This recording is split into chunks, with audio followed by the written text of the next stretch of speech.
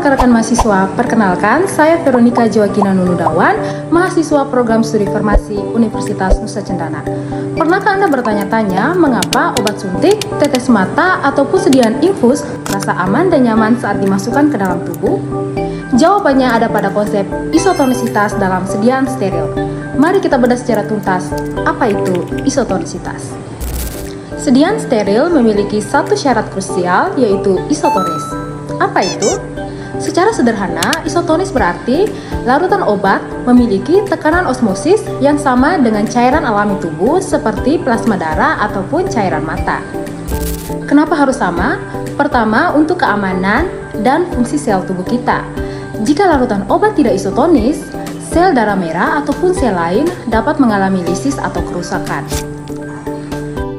Jika obat hipotonis atau tekanan osmotik terlalu rendah, sel darah akan menyerap air dari obat, menyebabkan sel membengkak, pecah, dan rusak.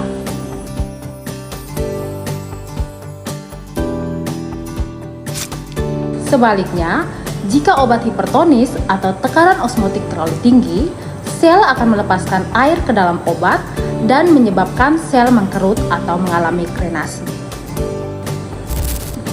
Kedua kombinasi ekstrim ini dapat menyebabkan rasa sakit, iritasi, atau kerusakan sel fatal, terutama pada sediaan infus intravena.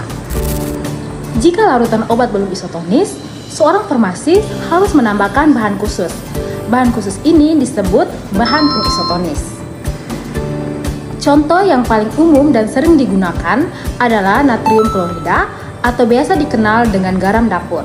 Selain itu, bisa juga digunakan glukosa atau kalium klorida. Tujuannya adalah untuk menaikkan atau menyesuaikan tekanan osmotik larutan obat agar sesuai dengan tekanan cairan tubuh. Lalu, bagaimana seorang farmasis memastikan dosis glukosa atau NaCl yang ditambahkan tepat? Untuk memastikan sediaan isotonis secara sempurna, kita harus menghitung secara presisi berapa banyak bahan pengisotonis yang harus ditambahkan. Harus diingat bahwa sediaan yang ideal harus memiliki tekanan osmotik yang sama dengan larutan NaCl 0,9%. Untuk volume sediaan, dapat menggunakan rumus perhitungan yang spesifik seperti gambar berikut. B adalah berat natrium klorida atau NaCl yang perlu ditambahkan dalam satuan gram. Inilah yang kita cari. Berikutnya adalah total kebutuhan osmotik. Ini adalah jumlah NaCl yang seharusnya ada dalam volume total sediaan agar isotonis. Kita menggunakan 0,9 karena larutan isotonis setara dengan 0,9% NaCl. Berikut adalah kontribusi zat aktif. Ini adalah tekanan osmotik yang sudah disumbangkan oleh zat aktif obat. Dengan W adalah berat zat aktif obat dan E adalah ekuivalen NaCl. Jadi, rumus ini menunjukkan bahwa B didapat dari total kebutuhan dikurangi kontribusi yang sudah ada. Perhitungan ini menjamin sediaan steril kita aman dan nyaman saat digunakan.